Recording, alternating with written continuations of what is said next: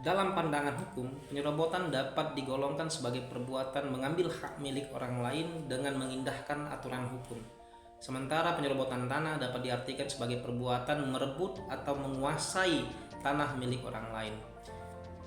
Tindak pidana penyerobotan ini diatur dalam pasal 385 KUHP yang berbunyi, barang siapa tanpa hak menjual, menyewakan, menggadaikan, menukar, atau memanfaatkan properti milik orang lain demi kepentingan pribadi atau kepentingan orang lain secara tidak sah adalah perbuatan melawan hukum dan dapat dipidana dengan pidana selama 4 tahun penjara. Nah, mengapa ini bisa terjadi?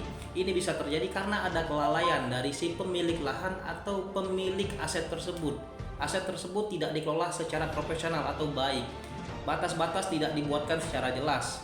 Dan seringkali sebagian besar lahan tersebut terbengkalai atau tidak terawat, dan inilah menjadi celah atau menjadi kesempatan bagi si mafia tanah untuk menguasai atau mengambil keuntungan dari tanah tersebut.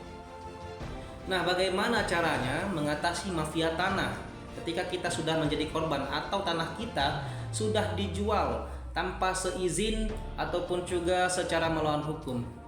Ada beberapa cara. Yang pertama adalah yang terpenting adalah mengumpulkan bukti-bukti pendukung dari klaim kepemilikan kita terhadap tanah tersebut. Baik itu sertifikat tanah, sertifikat hak milik, sertifikat hak guna bangunan, dan lain-lain.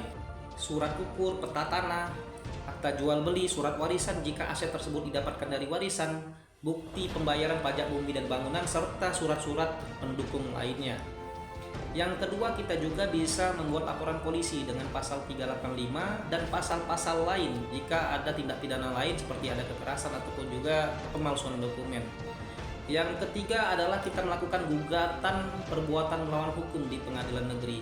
Nah, dari semua ini tentu mempunyai beban tersendiri, baik itu beban biaya maupun beban waktu, karena seringkali penyelesaian permasalahan ini memerlukan biaya yang tidak sedikit dan juga waktu yang tidak sebentar. Supaya teman-teman terhindar dari permasalahan penyerobotan tanah ini, pastikan aset teman-teman dikelola dengan baik, yaitu dengan menjaga, merawat, dan melakukan pengecekan secara rutin terhadap aset tersebut. Dan ketika teman-teman sudah menjadi korban dari si mafia tanah ini, maka tempuhlah jalur hukum dan pastikan orang-orang yang mendampingi teman-teman adalah orang-orang yang kompeten atau orang-orang yang benar-benar paham terhadap hukum pertanahan. Semoga bermanfaat.